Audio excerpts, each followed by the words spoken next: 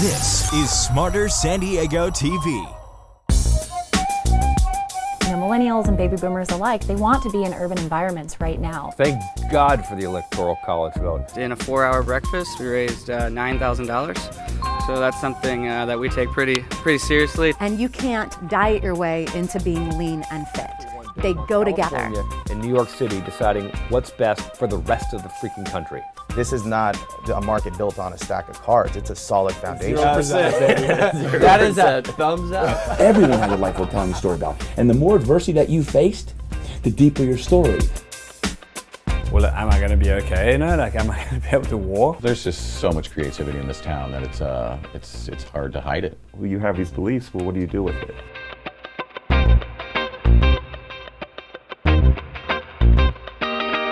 We have our go-to guy for all things Carlsbad here on set. Please welcome from Berkshire Hathaway's HomeServices, California Properties, Bryan Devore. Here he is. Here I am. Can I call you Mr. Carlsbad? You're allowed to now call me okay? Mr. Carlsbad once again. Bryan Devore, thank you for being here today. My pleasure. There's been a lot going on in the real estate market, particularly, I would say, in the North County and the coastal markets. Absolutely. All of 2016. I recently, on the Win This Listing page, did a live video where I talked about what I feel like is potentially signs that we're at the top of the market. Yep.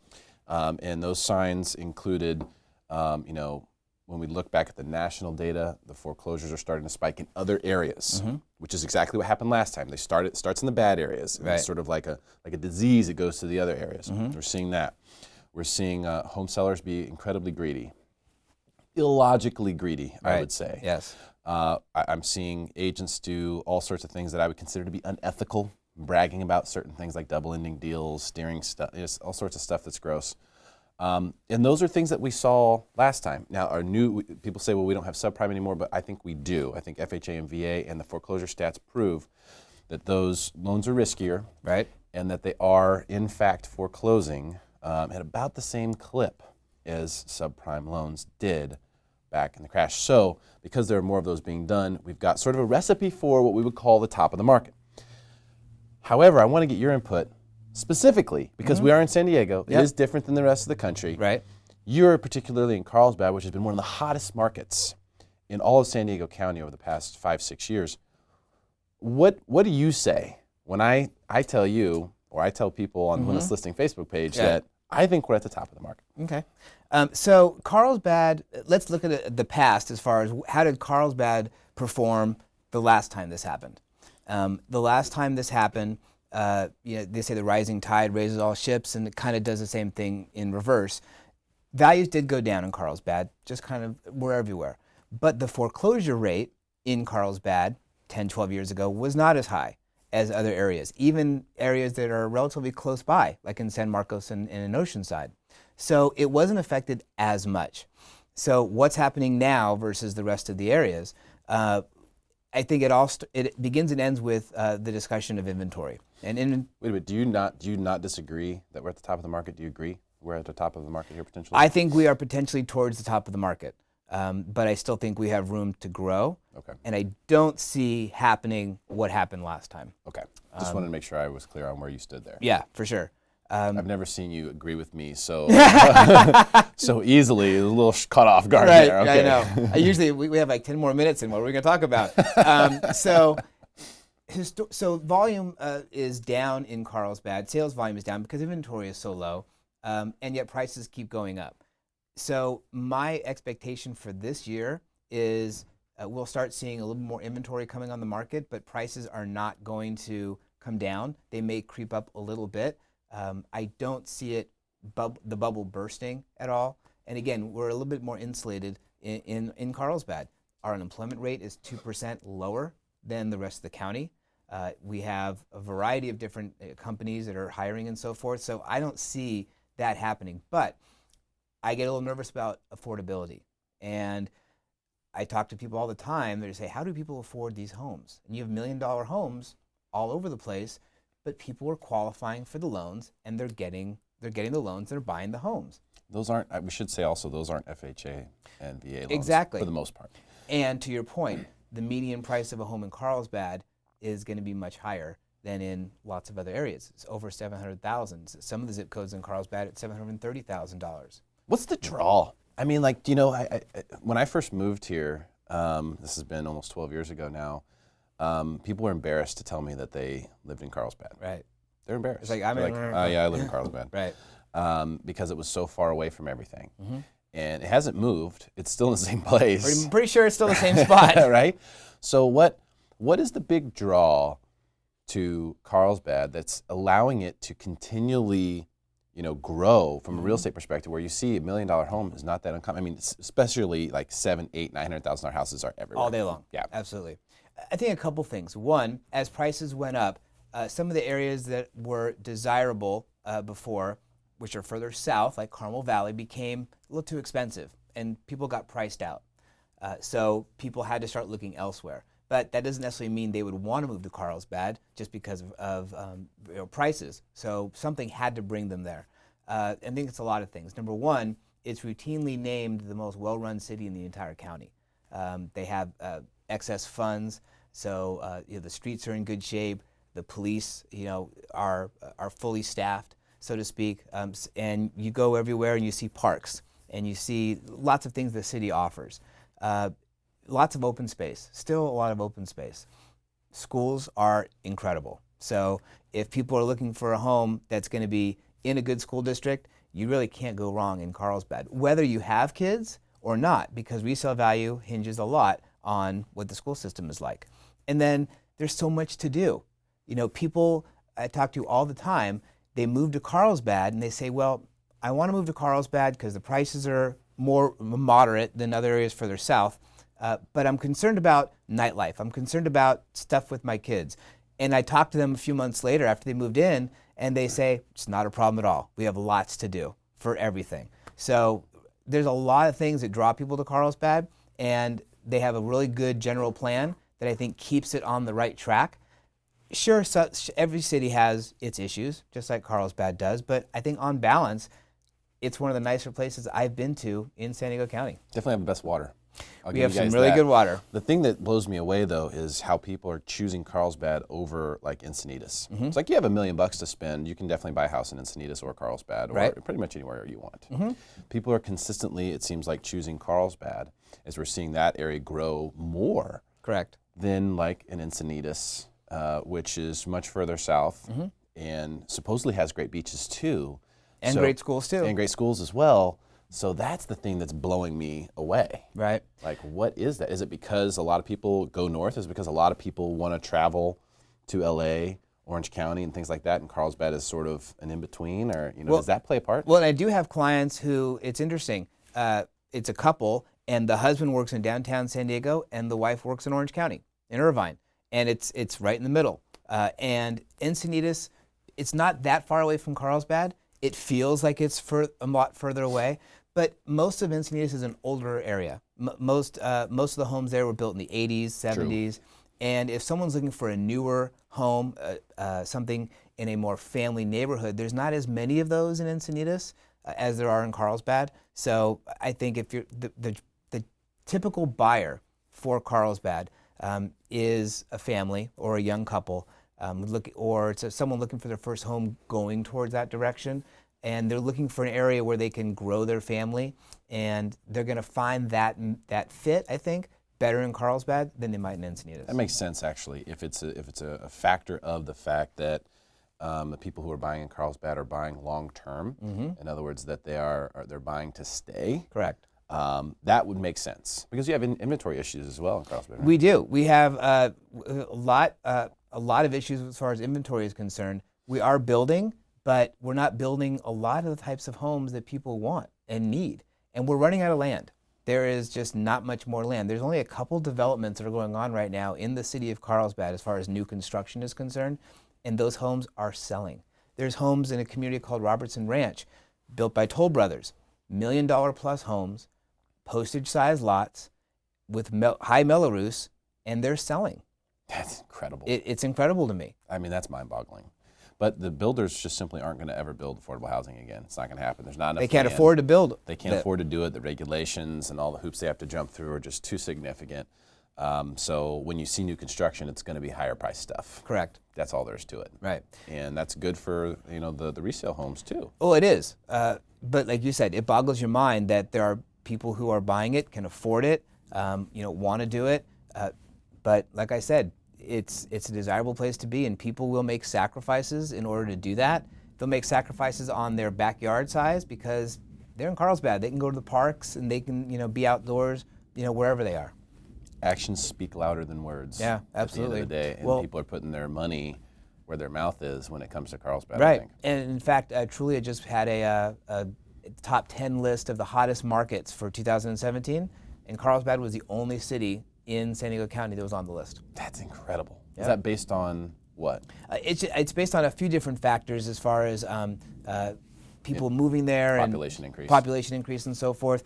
4 of the top cities were in Florida, which is they have a lot more room to grow as far as percentage of sales and so forth and prices. But yeah, Carlsbad was the only city in the entire county that was on that list. That is insane. Great stuff. Mr. Carlsbad, Bryan Devore, thank you so much for your My time pleasure. today, my friend. Yeah, we're looking at the Everglades Welcome to Florida. Speaking of. All right, stick around for more Smarter San Diego TV, where we guarantee to make you smarter than everyone else, commercial free.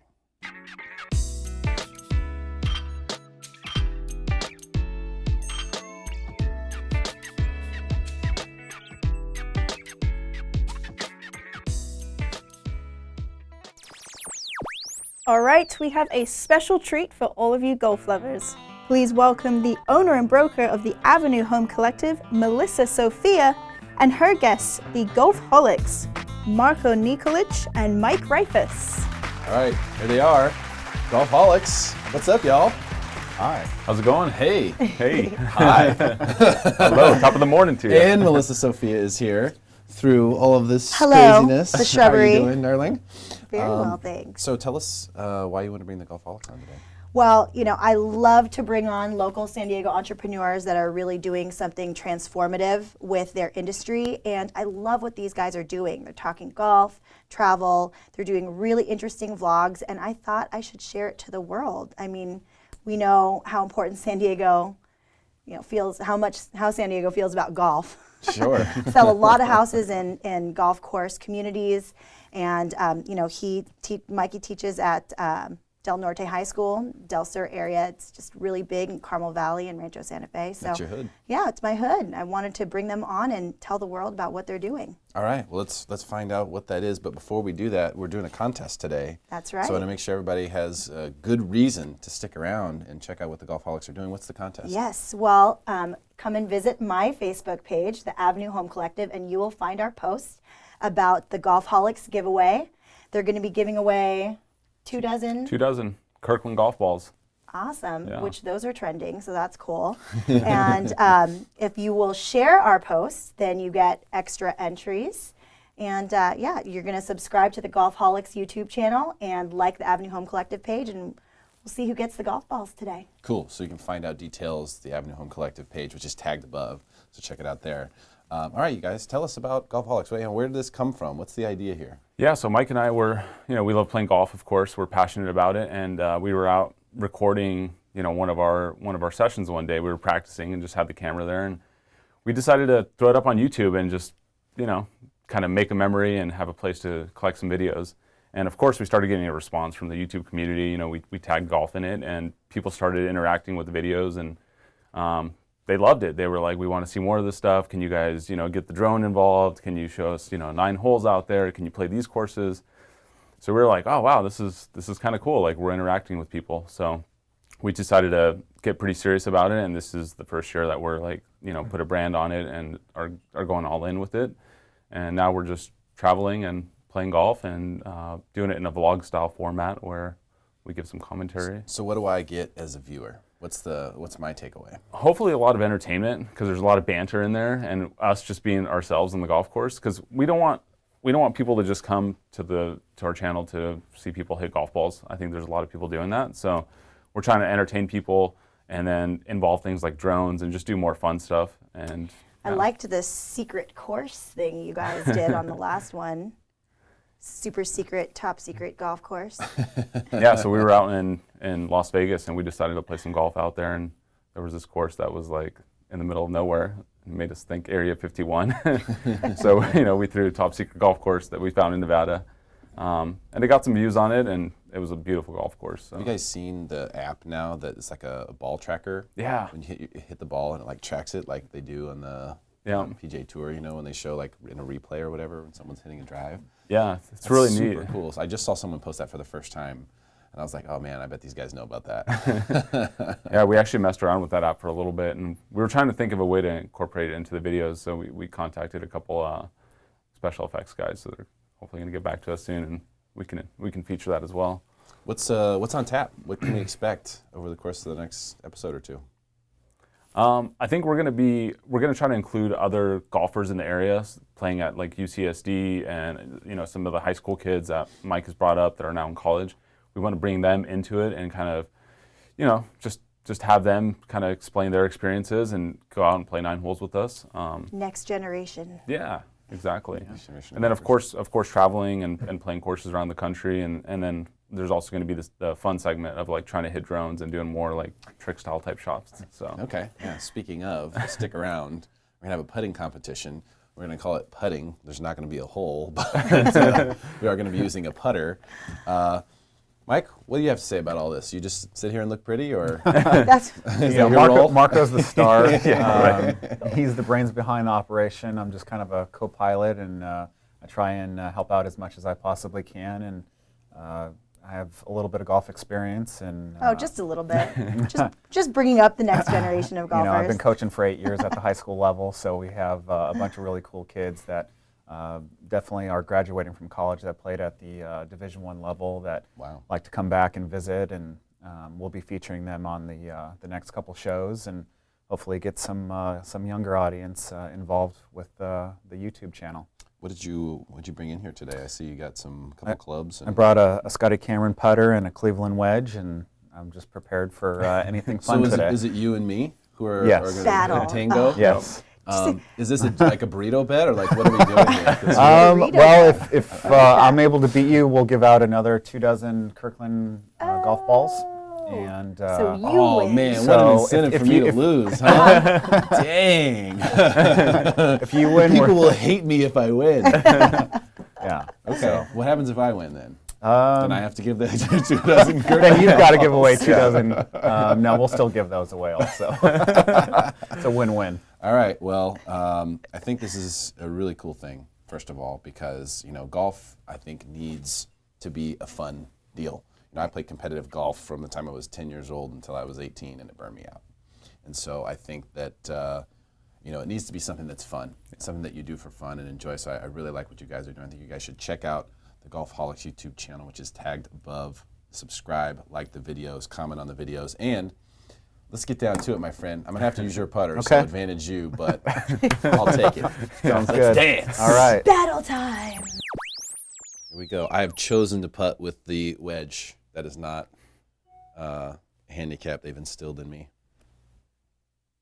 All right, left edge. Here we go. That stayed. Wow. Good effort. All right. I'm on for the win. I'm on the side of the people, so. Does that mean you're not on my side? For 2 dozen Kirkland golf balls right here. Oh, looks good. It's gonna be. And the people win. The people win. All right. Nice job, man. Pleasure. Well done. Thank you. All right. Great stuff. Damn it! I hate this. Get out of here. Get the hell out of my studio. It's super fun, guys.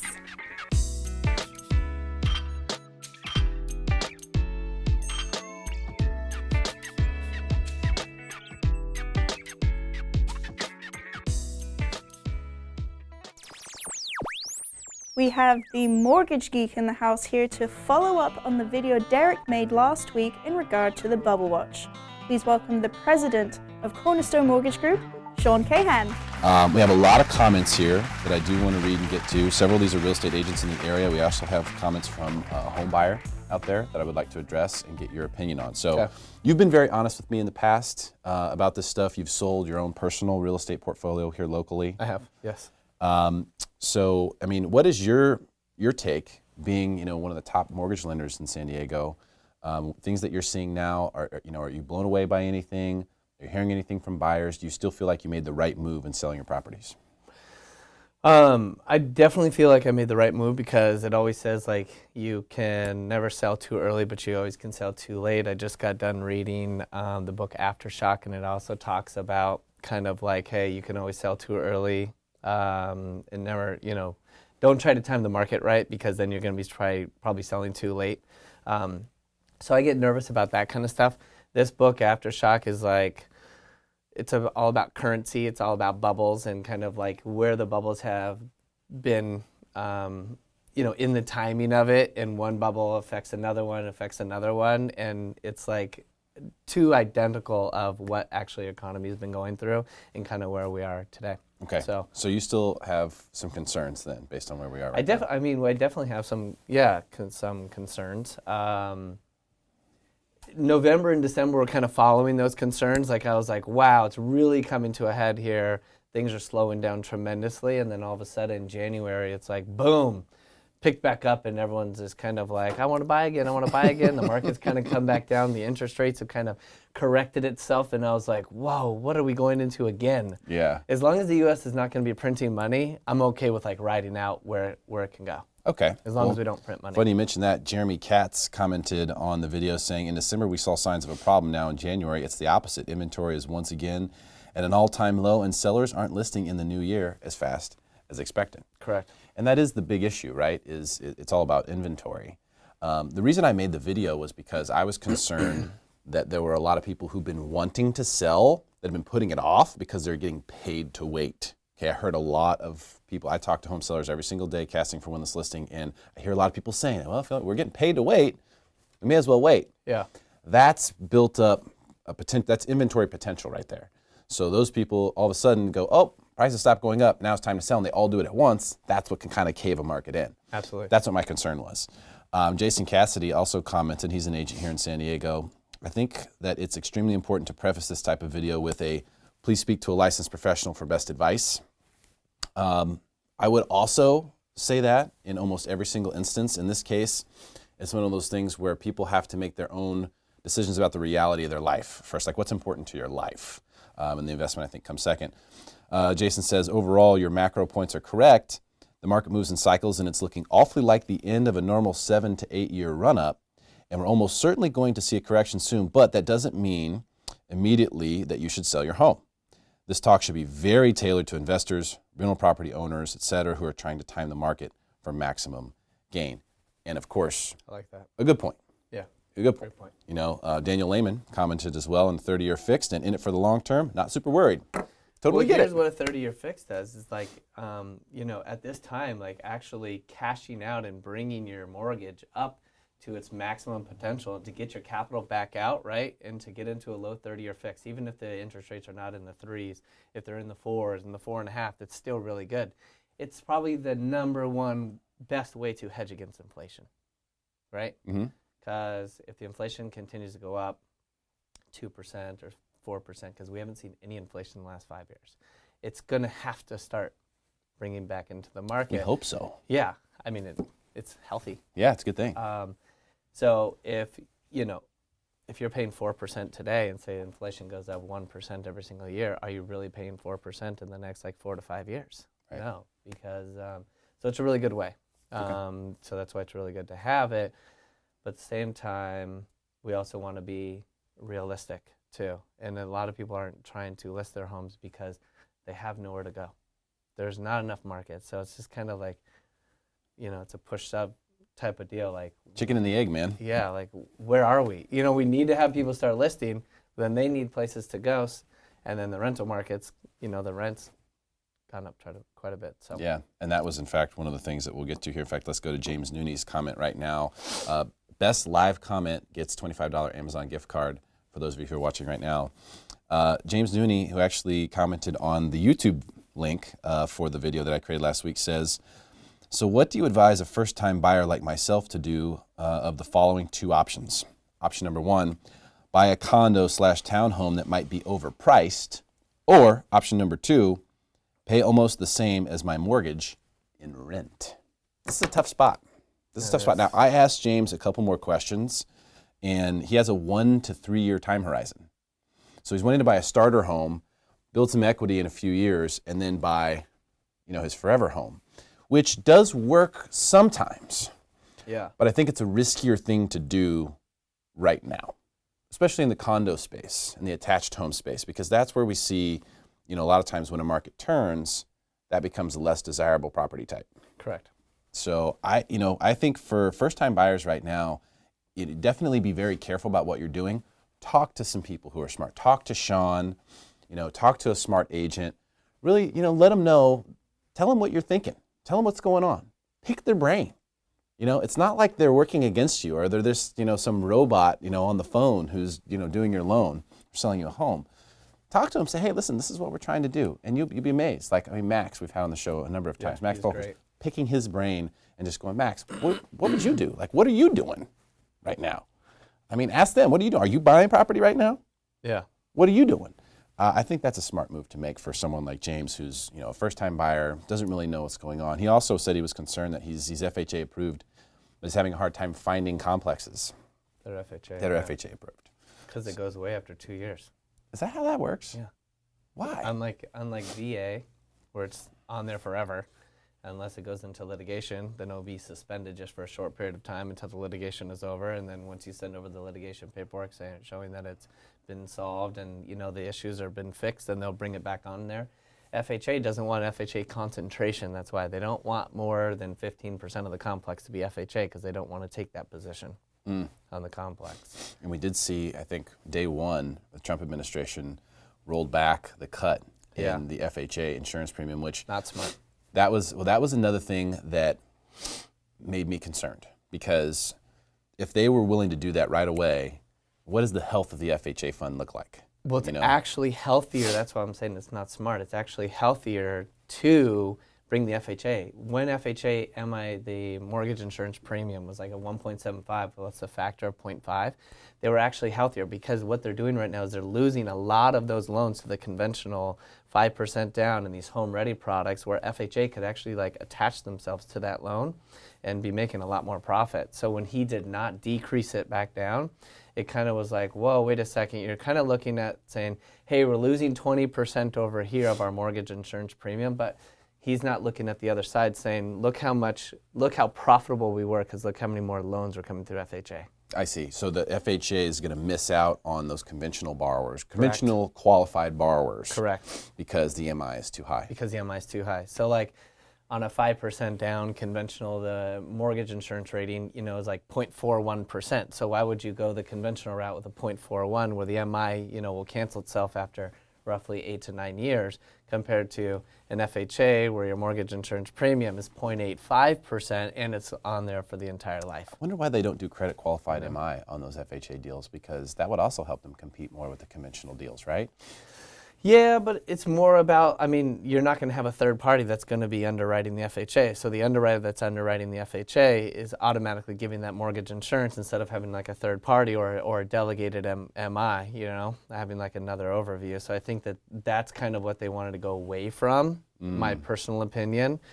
Just kind of make it a much simpler process. Like if you're approved for the loan, you automatically get the MI. Compared to back in 2010, 2011, remember the big bad brother of the MI was saying, yeah, DTI 45%, not with us, 41. Mm-hmm. Hey, we liked your product, not with us at the very end. Right. And then they started following agency, which was nice. Well, I think that it's interesting that FHA is funding so many more deals now as a percentage. Their market share is up so much because subprime sort of went away, and there are still a lot of people who have less than perfect credit who want to buy homes. Correct. I think this could be a sign that they don't want so much paper flowing through FHA, because you've already got, 4/5 of every mortgage or 3/4 of every mortgage going through Fannie and Freddie, which is still attached to the government. Hopefully that won't be for long. And then you've got FHA. So the government is funding all these deals. Yeah, they really are. They're funding a lot of deals. They're funding all these deals right now. And I think that's a scary proposition for them. And I think the Trump administration probably sees that, and that's my guess as to why they were doing that. I said, whoa, wait a second here. Why did you do that? Yeah. Because FHA streamlines. Yeah. It's a great FHA streamline with the MI. That's true. Well, we'll see what happens. It is what it is. Jason Lopez, also an agent here in San Diego, commented on the video, not a crash, a shift. We have 4 cycles: top of the market, downturn, bottom, and recovery. We have been at or near the top, so the next cycle will be the downturn. We, my company, has been planning for this for 6 months. When we enter a new cycle, that's when you are to start acting like it's already the next cycle. So he's saying once you enter the new cycle, prepare for the next cycle. Oh, okay. And I think that does make a lot of sense. We've definitely been at what I would call the top of the market since we've had, you know, a really low inventory circumstance. A lot of areas of San Diego, we have a 1-month inventory. Yeah, it's too low. Which is crazy. It just drives up prices because no one can get in. And to my point, so the original video, which we're following up on today, my point was that it's still a good time to be a seller. I just don't know how long that will last. Correct. You still have the advantage, a huge advantage to sell in this market versus buy. But I just don't know how much longer that can last. And I think every day that goes by, the risk increases. And I think you're too close to the edge of the cliff. You know what I mean? They call it the market cliff and aftershock. Yeah, really? Yeah, So, literally they call it the market cliff. I think you're getting too close to the cliff. Everyone's got a blindfold on. We don't know where the edge is. But if you know you're getting close, you know, I think it's time to turn around. I don't think we need to try to go all the way to the edge and turn. And that's what people are trying to do when they time the market, trying to sell their homes. So I always say don't try to time the market. Like I was talking to a first-time home buyer the other day and last week, and they're like, "Is right now is like a good time? Am I timing the market correctly?" And I was like, "Don't try to time the market because you'll always miss it." Yep, it's almost Can impossible. you afford the payment? Do you feel good about your home purchase? Doesn't matter what the interest rates is, right? Doesn't matter, because if interest rate's 4.5, it just it yields that payment. So if you're good with that payment, if you can afford that payment on a long-term basis, you're not looking to like make a quick dollar, you're not improving the property to try to sell it, then if it's a long-term play, then don't look at the market, look at your actual statistics of what you're actually working with right then, the purchase price, your down payment, and what the payment's going to be. And if that's something you can afford and it's good, then buy it. If you have a 10-year window, you have nothing to worry about. Then do it. That's one of the things that we can say, looking back at the data. You have a 10-year time horizon, you do not need to worry about the market. Worry about your own individual situation, whether that's satisfactory to you or not, whether you can afford the home that you're buying. And if interest rates, let's say interest rates are higher than you thought they were. Let's say you thought they were 3% and you qualify for 4%. Well, guess what? If rates go down, you can easily capitalize on that. Correct. So, you know, getting in, but if you're comfortable with the situation as it is and rates go up, you'll be happy you got it, won't you? You know, so it's like, that's the thing, you always win when you're a borrower, because like, if you get in and rates go up, then good job. Yeah. If you get in and rates go lower, then you refinance. Then refinance, yeah. So you don't really need to worry about interest rates as much as people do. But great stuff. Sean Cahan, the mortgage geek from Cornerstone Mortgage Group. Thank you for coming in today, man. Really appreciate you joining us live here on the Windless Listing Facebook page. And of course, this is going on TV too, right? So we need to close this out. Stick around for more Smarter San Diego TV, where we guarantee to make you smarter than everyone else, commercial free.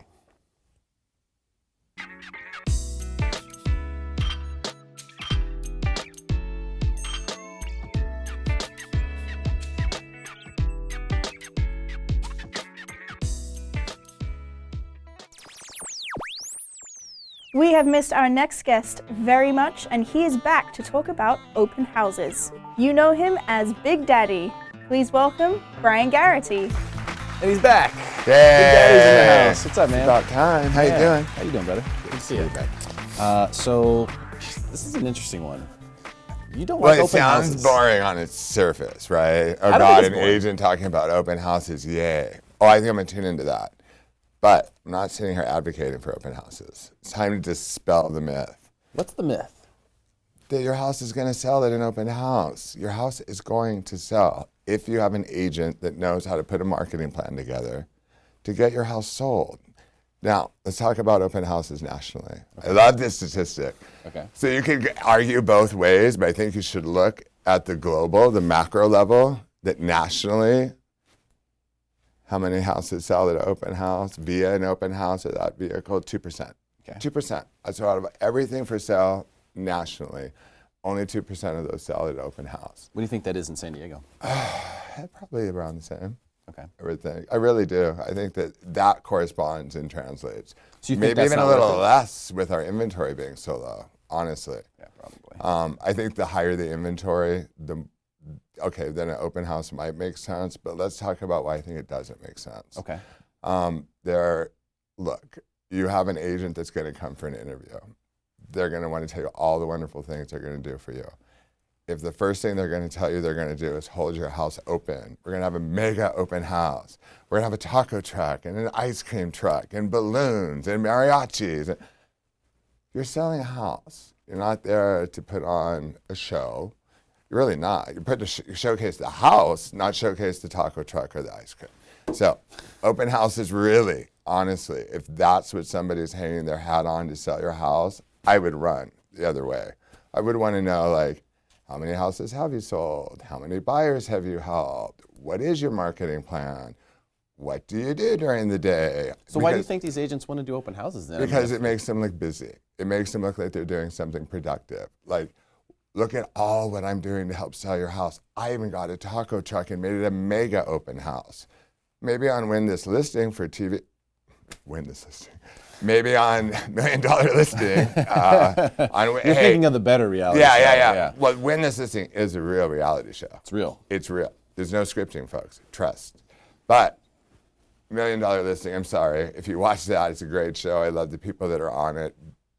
$30 million properties don't get sold in a 5-minute phone call. I'm sorry. It just doesn't happen. I don't know the statistic on that one, but I'm sure it's a small one. But on the open houses, what happens is you're going to get 4 kinds of people that typically are going to come through. You're going to get the neighbor that, at the end of the day, maybe the nosy neighbor or the neighbor that just wants to see what your house is like compared to theirs. What's your shape? What's their shape? Maybe decorating ideas, etc. You get that's normal. You have the neighbor there. Where's the benefit there of a neighbor coming? For the real estate agent, not for the seller. See, I think open houses are for the real estate agent's benefit. If there's transparency there, both parties come to the table and understand benefits outweighing the negatives, the benefits for the real estate agent, beep, versus for the seller. Okay, you have some exposure, have a bunch of people through your house, but at the end of the day, that agent, if your neighbors are coming in, can make a connection. They see the name. Real estate's relationship business at the end of the day. You've got to have the connections. So there's one. So that's in the realtor's corner. Neighbor's not in your corner. Then you'll have the people that are out looking for design ideas or aesthetics, and they do that on a regular basis. That will hit open houses all over the place. They're more interested in finding what they could do to their house or getting ideas. That happens left and right. You also have, this sounds alarmist though, I don't like this one. But you also have the burglar. I would say that if you are doing an open house, all of your valuables, medications, whatever it is, need to be locked and stored securely. If you read about that, the statistic is low, but it happens. Like, you could have somebody casing your house.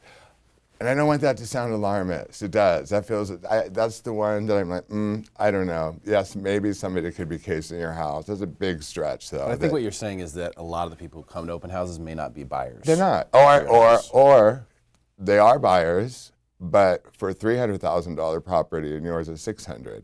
See, there's no pre-approval. There's no screening. There's a lot of times maybe not even an agent involved. So on the buyer side, it allows them to go to an open house, maybe to check things out, but they may not be qualified. There's just so much to it that's so random. It's random. So what do you think about people who say that the open houses are more convenient? For example, I have 3 kids and then 2 dogs, and we all need to be out of there every time we show the place. It is. If we do an open house, we can just leave for 4 hours and show it to everybody who wants to see it. Okay, so in this market, which is not allowed on our MLS, but the Riverside MLS allows this, you could do exactly what you're talking about. List the property, say no showings until Saturday. You cannot do that in San Diego. Let's be uber clear. You cannot. That's an MLS violation here. There are other MLSs that will allow you to do that. And there's a reason I'm up in Corona area, they just had one. Listed it on January 1st for a good price. No showings until like the 15th. They had a line around the block to get into that house. So now that's going to sound like everything you just said gets thrown out the window. but lying around the block, you're going to have 80 people in your house at one time. How do you think that's going to show? How could you possibly keep tabs on all those people? From a convenience standpoint for the seller, yes. But if you're going to sell your house, it might be inconvenient. You want top dollar. You need to feel a little uncomfortable, possibly. Maybe your schedule is going to be disrupted. Figure out what you're going to do with your children. And I'm not being rude about it. The harder you make your house to show, the more difficult it's going to be. So is it easy to open it on a Sunday from 1 to 5 and let all those people come in and the family can leave versus scheduling private showings? Yes, but the 2% of houses that sell nationally is not in your favor as a seller. You know what's in your favor as a seller? Hi, Brian Garrity. I have clients that want to see your house tomorrow at 1 o'clock. That should be okay. Mm-hmm. Not no. Mm-hmm. Not, oh, can they come on Friday at 5? No, I'm calling for tomorrow. I understand people have stuff in their schedule. So yes, the open house, I'm sorry, on a regular basis, it feels like a cop-out to me. Too easy to throw that, to make it grandiose, to just say how you're the wonderful mega house. Great, you hold mega, you're a party planner. Mm-hmm. You're selling real estate. Tell me what you're going to do to get my house sold, get me top what dollar, else etc. should people be doing instead of the open house that's better? There's a lot of cool things people could be doing. And I'm not talking about just putting a sign in the yard, easy, putting on MLS, easy, because people have access now to all these other third-party websites that the MLS tends to feed into. But I like geo-targeting, and that's something that— Digital marketing. Yeah, digital marketing, geo-targeting, follows people around on the web. It's a little higher level. Most people don't use it.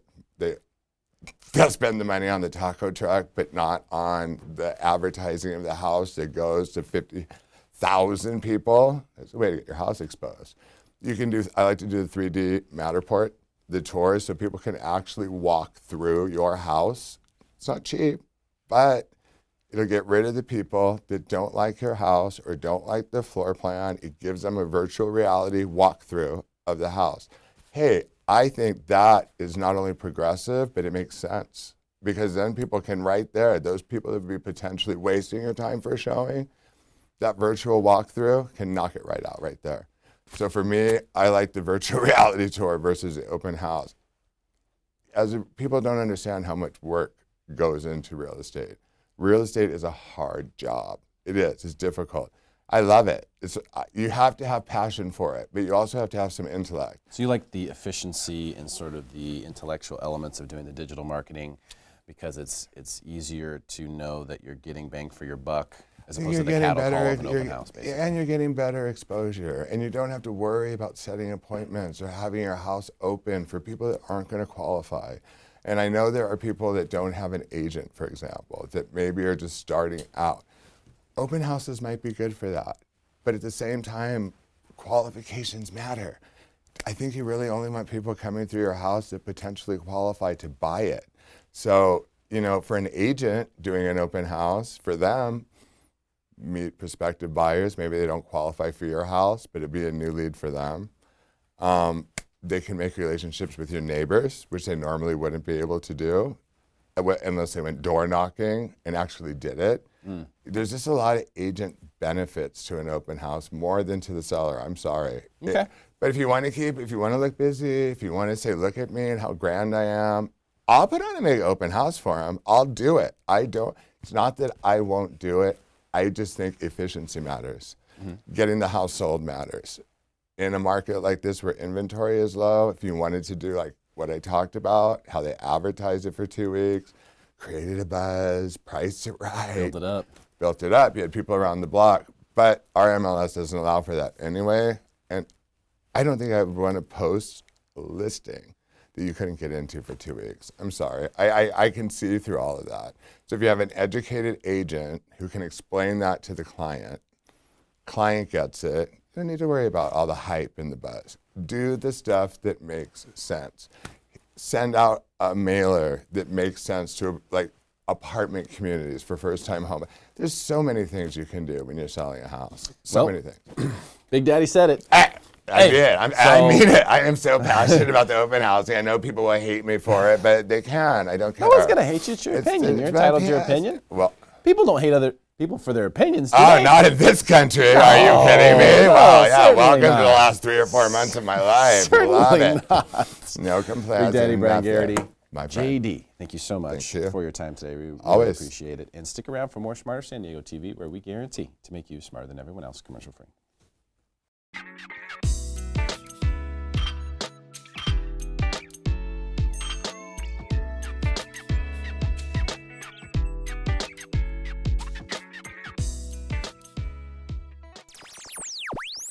Our next guest is going to share how you can make your San Diego home purchase more affordable. Please welcome the CEO of Global Mortgage, Sean Courtney. There he is, Mr. Courtney. Thanks for coming in, man. Appreciate your time today. My pleasure, Derek. So, big issue out there right now is affordability for people. And so I know that you have some ideas on kind of how to go about thinking about this, looking at it, if you're looking to purchase in San Diego and you're concerned about affordability. Some things to think about. So for those people who, especially first-time buyers, who really don't know what they're doing at all, what are some of the things people should consider, before engaging in purchasing a home? Well, I mean, I almost go back even farther than that. I think one of the big challenges we're seeing right now is with people coming out of school with a ton of student loan debt. Okay. Student college is getting more expensive. Kids are having to finance more of that college education. So for young people and for parents of young people, educate your kids on what they're doing when they're taking student loans out and kind of what the consequences of that are. That's a big challenge we're seeing in mortgage financing. And if you want to go back even further than that, save money for your kids' college. Right. Yeah. Right? Because you can go way back on that timeline. Yeah. Well, it's the planting the tree metaphor, right? The best time to plant a tree is 20 years ago. The second best time is today. It's true and hilarious. Yeah. All right. So student debts. So what do you think people, educate about student debts, but then for people who already have them, you're out of college, you got the student debt. Right. Should that become a priority?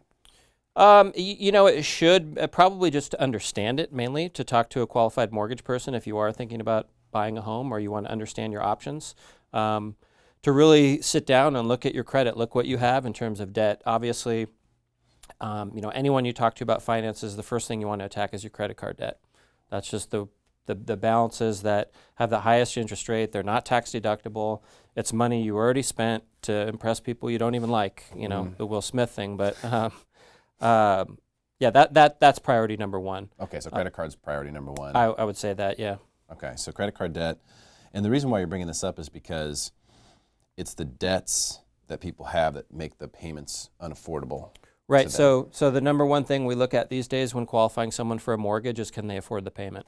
So the way we do that is we look at their overall income, we look at what housing payment we're proposing for them and what their other debt payments are. So a lot of the people who have federal debts, they're able to get in income-based repayment plans and different ways that they can make their student loans more affordable. Again, that's something that you're either in a federal loan or you're not, so it's tough to go back on that one. But if you are considering financing college, look at the federal loan programs because they're the most forgiving down the line. Oh, that's a good tip. So we're looking at these debts because you're saying, okay, well, if I'm a first-time buyer and I want to buy a house, maybe the first thing I should do is clean up everything else. If I just have my mortgage and I have my other stuff taken care of, then that will make it a lot easier for me to afford a home, obviously. But start with credit card debts. Take a look, I guess, be aware of all of the above, your auto loan, your student loans. Right. What's the interest rates? How long are they amortized? What does that all look like? Right. Is there a way to restructure it so that you can more easily afford your mortgage?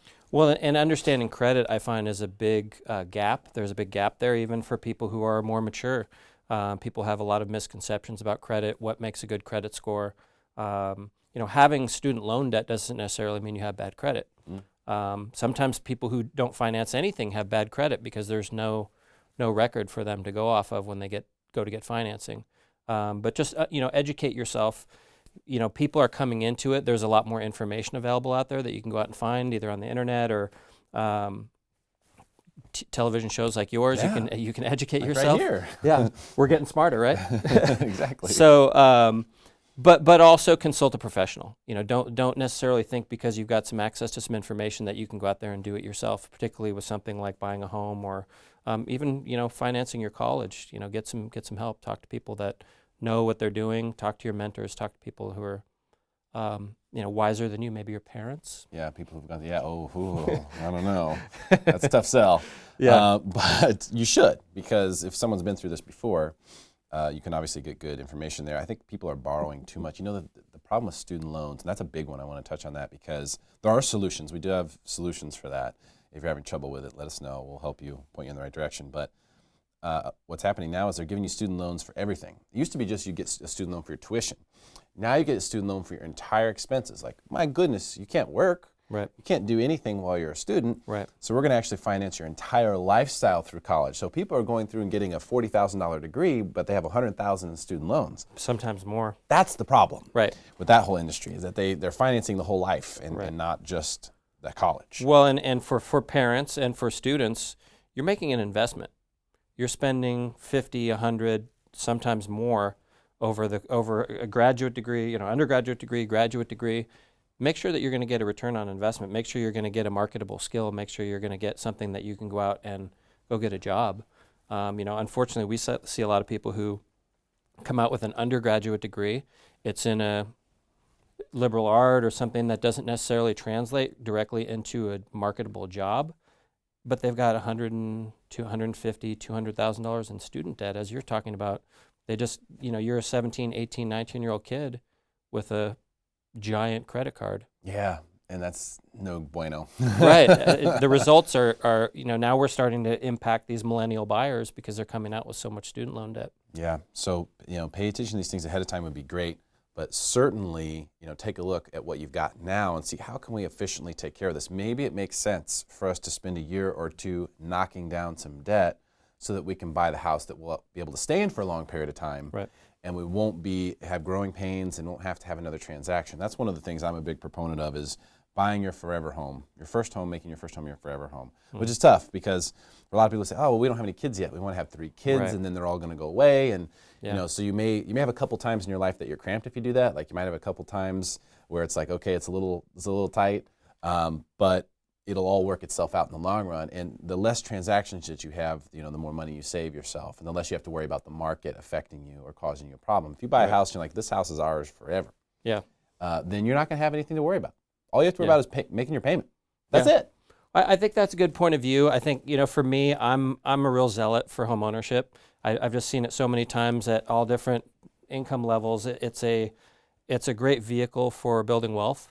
Not in the way a lot of people think, but for working class families, sometimes it's their only asset when they go to retire. They haven't saved anything, and now at least they have a home that's got a decent piece of equity in it. For me, that's not the number one reason. For me, the number one reason is the magic of the 30-year mortgage, right? So that payment, when you buy, it never goes up. Kind of what you're talking about, rents do. We've seen rents go up 10% year over year, depending on what data source you're looking at. So that means at the end of 2010, the same 2-bedroom, the average in San Diego County was about $1,300 for rent. Now that same apartment is $2,200.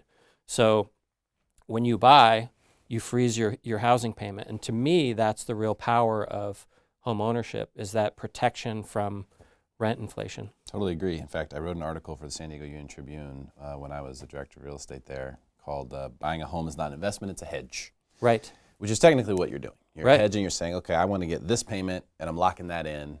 And if that's higher or lower than where the rents are today, I don't care because I want to have that payment for the next 30 years. I know I can afford it. I like this house. And then it's yours. Right.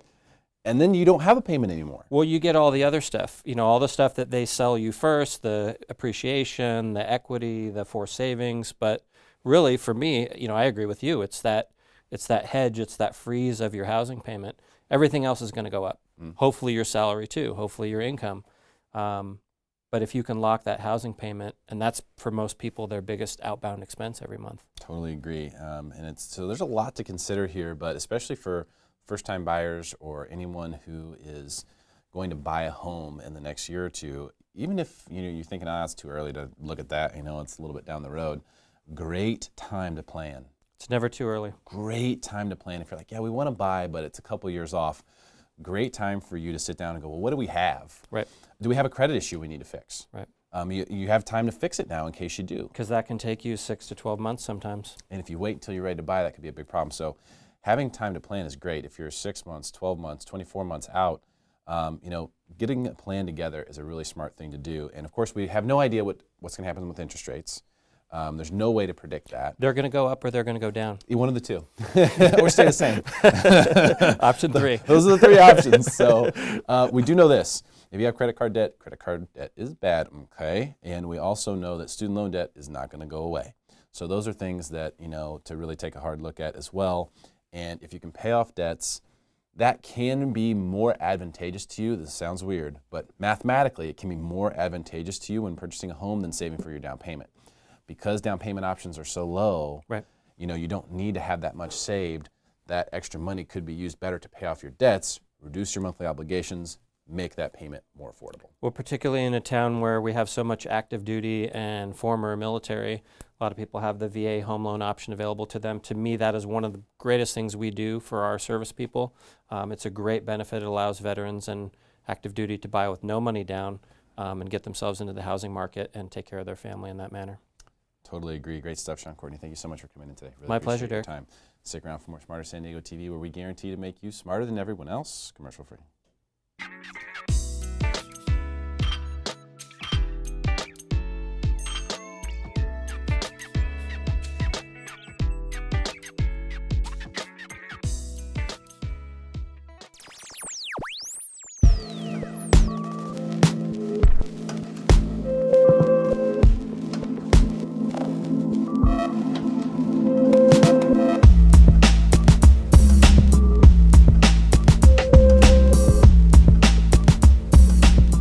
Buonasera, beautiful people, or how do you say in Spanish? Buenas noches. Buenas noches. Here we go. We're here at one of the best Mexican restaurants in San Diego, Brazero.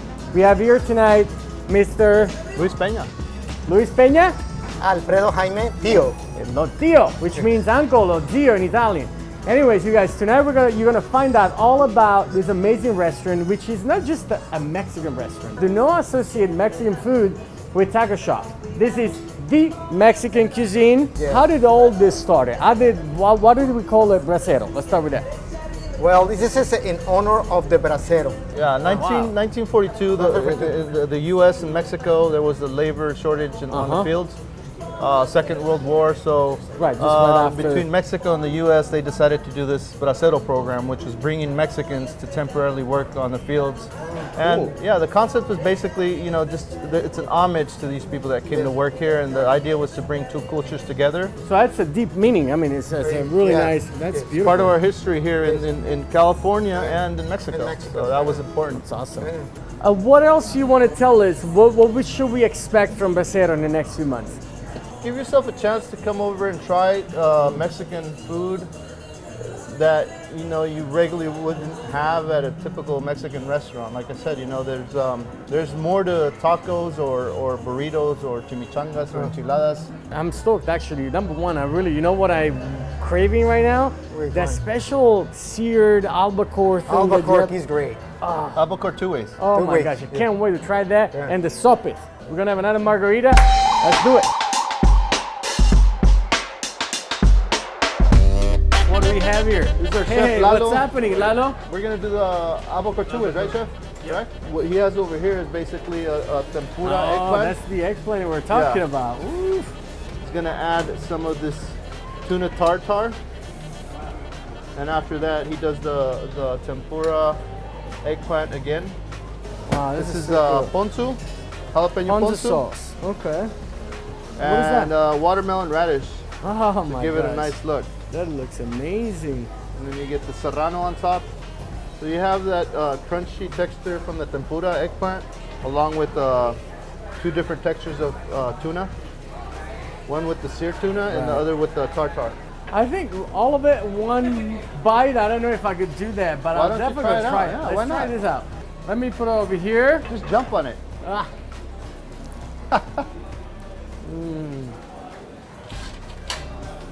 Delicious. This is delicious. Wow.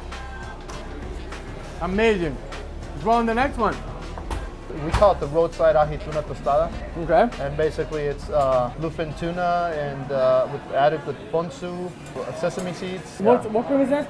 This is a little bit of habanero. Oh, that's the habanero sauce. Yeah, Ooh, habanero. get some kick right there. Yeah. I bet crew is looking right now. It's like, wow, this thing is amazing. Look at that. That's like a piece of art. Chef.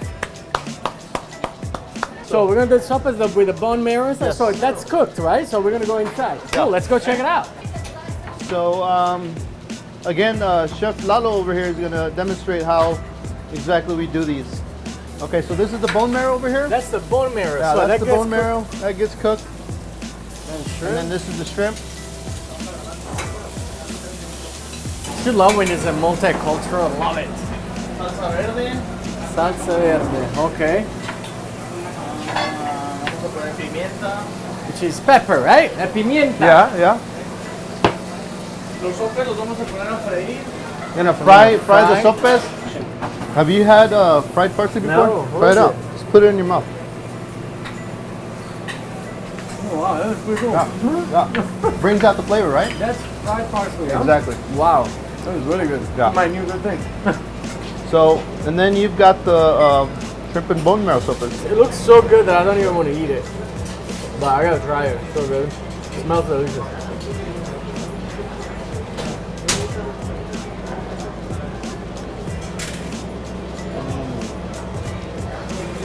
Wow. Luis, this is amazing. I taste the shrimp, a little crunchy of the sopes right here, the masa. Yeah. And the bone marrow. Wow. Umami. Guys, come check out this place, Brazero, here in Little Italy, in the heart of Little Italy. I want you to come here. The beautiful thing about the menu is like bite size, so you don't have to get full that you're just like gonna roll over when you get out of here. You have a few plates, really enjoy with company, a couple of glasses of wine or margaritas or whatever you like. This is a spot. It's not just burritos and tacos. This is the real Mexican cuisine. Come here, check it out. Brazero. This is Luis. I am Joe Corbicero, your host and your friend. I'll talk to you soon. Brazero. Ciao. Ciao.